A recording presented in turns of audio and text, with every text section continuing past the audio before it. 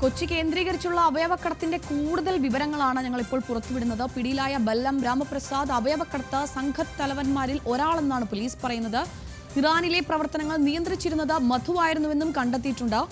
പണം എത്തിയിരുന്നത് മധുവിന്റെ കമ്പനി അക്കൗണ്ടിലേക്കാണ്. ഈ അക്കൗണ്ട് മരവിപ്പിക്കാൻ നിർദ്ദേശം നൽകിയിരിക്കുകയാണ് നിലവിൽ.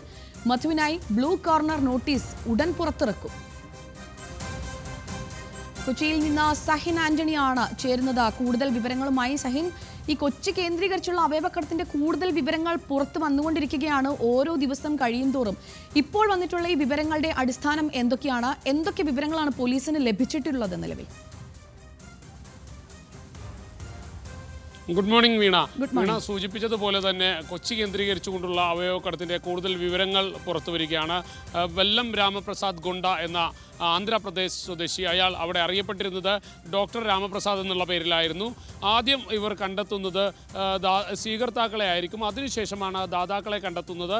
എന്തായാലും ഈ അവയവം കൊടുക്കുന്ന ആൾക്ക് ലഭിച്ചിരുന്നത് 3 മുതൽ 6 ലക്ഷം രൂപ വരെയാണ്.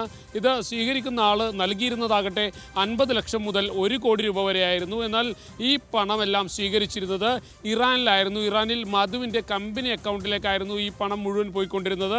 മധുവിൻ്റെ കമ്പനി അക്കൗണ്ടിൽ നിന്ന് പിന്നീട് അത് ഹൈദരാബാദിലേക്ക് മാറ്റുകയായിരുന്നു. എന്തായാലും ഈ അക്കൗണ്ട് മരവിപ്പിക്കാനുള്ള നടപടികൾ സ്വീകരിച്ചു കഴിഞ്ഞിരിക്കുന്നു എന്നുള്ളതാണ് മനസ്സിലാക്കാൻ കഴിയുന്നത്. മറ്റൊരു കാര്യം എടുത്തു പറയുന്നത് രാമപ്രസാദ് ഗുണ്ട, ഇയാൾ മധുവായിരുന്നു ഇറാനിൽ കാര്യങ്ങൾ നിയന്ത്രിച്ചുകൊണ്ടിരുന്നത്. ഇന്ത്യയിൽ ഈ രാമപ്രസാദ് ഗുണ്ടയായിരുന്നു കാര്യങ്ങൾ നിയന്ത്രിച്ചുകൊണ്ടിരുന്നത്.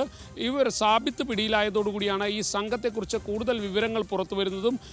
കേരളത്തിൽ നിന്നടക്കം നിരവധി ആളുകളെ ഇവർ ഇത്തരത്തിൽ അവയവം നൽകുന്നതിനായി മനുഷ്യക്കടത്ത് നടത്തിയിട്ടുണ്ടെന്നും ഈ പോകുന്ന ആളുകളൊന്നും തന്നെ തിരിച്ചു വന്നിട്ടില്ല, ഒട്ടുമിക്ക ആളുകളും തിരിച്ചെത്തിയിട്ടില്ല എന്നുള്ളതാണ്. അതുകൊണ്ട് തന്നെ ഈ അവയവം നൽകുന്ന ആളുകൾക്ക് ആദ്യം മരുന്നും ചികിത്സയും നൽകിയിരുന്നെങ്കിലും പിന്നീട് ഇതൊന്നും ലഭിക്കാത്ത ഒരു അവസ്ഥയുണ്ടായി. അതുകൊണ്ട് തന്നെ അവർ മരണപ്പെട്ടിരിക്കാമെന്നുള്ളൊരു വിലയിരുത്തലിലേക്ക് അന്വേഷണ സംഘം എത്തിയിരിക്കുന്നു. മധുവിനെ പിടികൂടിയാൽ മാത്രമേ കൂടുതൽ കാര്യങ്ങൾ പുറത്തു കൊണ്ടുവരാൻ കഴിയുകയുള്ളൂ.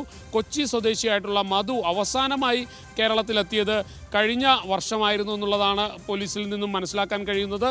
ഇനി മധുവിൻ്റെ പാസ്പോർട്ട് അടക്കം റദ്ദ് ചെയ്യാനും മധുവിനെ ഇവിടെ എത്തിക്കാനുള്ള നടപടികൾ സ്വീകരിച്ചുകൊണ്ടിരിക്കുകയാണ്. ഇറാനിൽ നിന്ന് ഇയാളെ എത്തിക്കാൻ ബ്ലൂ കോർണർ നോട്ടീസ് അടക്കം പുറത്തിറക്കാനാണ് പോലീസ് തീരുമാനിച്ചിരിക്കുന്നത്. ശരി, വ്യക്തമാണ് സഹിനി. എന്തായാലും കൊച്ചി കേന്ദ്രീകരിച്ചുള്ള ഈ അവയവക്കടത്തിന്റെ കൂടുതൽ വിവരങ്ങളാണ് ഇപ്പോൾ പുറത്തു വന്നുകൊണ്ടിരിക്കുന്നത്. പിടിയിലായ ബല്ലം രാമപ്രസാദ് അവയവക്കടത്ത് സംഘത്തലവന്മാരിൽ ഒരാളെന്നാണ് പോലീസ് ഇപ്പോൾ എത്തി നിൽക്കുന്ന നിഗമനം. കൂടുതൽ വിവരങ്ങൾ നൽകുകയായിരുന്നു കൊച്ചിയിൽ നിന്ന് സഹിൻ ആന്റണി.